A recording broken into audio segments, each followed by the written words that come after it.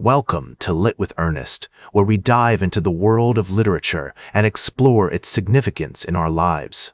Today, we're going to examine Napoleon's proclamation to his troops, a masterpiece of rhetoric that has influenced leaders, writers, and thinkers for centuries. Napoleon's proclamation to his troops is a speech delivered by Napoleon Bonaparte on April 27, 1796, to his troops before the Battle of Lodi.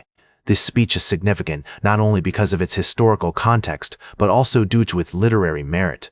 It's a prime example of how language can be used to inspire, motivate, and shape public opinion.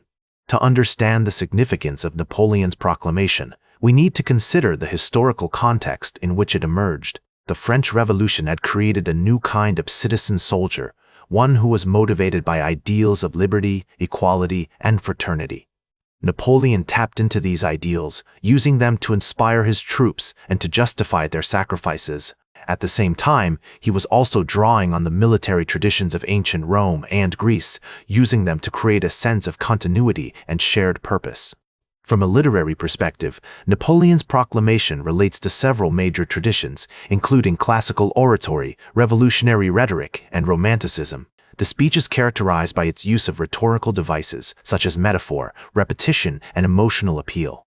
For example, when Napoleon says, "Soldats, vous êtes vainqueurs à maintenote à millésimo, à mondovi," he's using a technique called anaphora, where he repeats the phrase, "Vous êtes vainqueurs et conquérants," to emphasize his troops' victories and create a sense of momentum. One of the key themes in Napoleon's proclamation is the idea of national identity. Napoleon appeals to his troops' sense of patriotism, reminding them that they are fighting not just for their own freedom, but also for the freedom of their nation. This theme is echoed in other works of literature, such as Tolstoy's War and Peace, where the character of Pierre Bezukhov grapples with the idea of national identity and his role in the Napoleonic Wars. Napoleon's proclamation has also had a significant impact on literary criticism. Scholars have analyzed the speech from various perspectives, including its use of language, its historical context, and its cultural significance. For example, the French critic Michel de Certeau has argued that Napoleon's proclamation represents a key moment in the development of modern rhetoric, where the speaker uses language to create a sense of community and shared purpose. The cultural impact of Napoleon's proclamation can be seen in countless other works of literature and art. From Hemingway's A Farewell to Arms to Kubrick's film Barry Lyndon, writers and artists have been inspired by Napoleon's example, using his proclamation as a model for their own explorations of war, leadership, and human nature. The speech has also influenced military strategy, political rhetoric, and even advertising, where the use of emotional appeal and repetition can be seen in many modern campaigns. So what can we learn from Napoleon's proclamation to his troops? For one thing, we can see the power of language to inspire and motivate. We can also see the importance of leadership, of vision, and of strategic thinking. The speech's emphasis on national identity, for example, speaks to contemporary debates about nationalism, globalization, and cultural identity.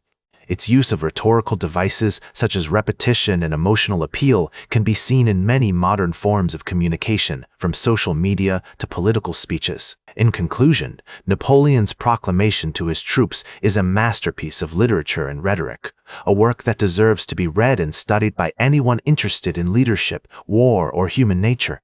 It's a testament to the power of language and a reminder that even in the darkest of times, there is always hope, always a chance for greatness. As we consider the significance of Napoleon's proclamation, it's worth asking ourselves how its themes and techniques can be applied to our own lives.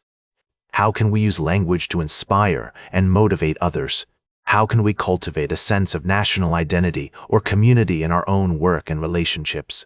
And how can we learn from Napoleon's example, using his proclamation as a model for our own explorations of leadership, war, and human nature? That's all for today's Lit with Ernest. Like this episode if it hit true. Share it if you respect honest talk about books. Subscribe because we'll do this again. This is Ernest, signing off.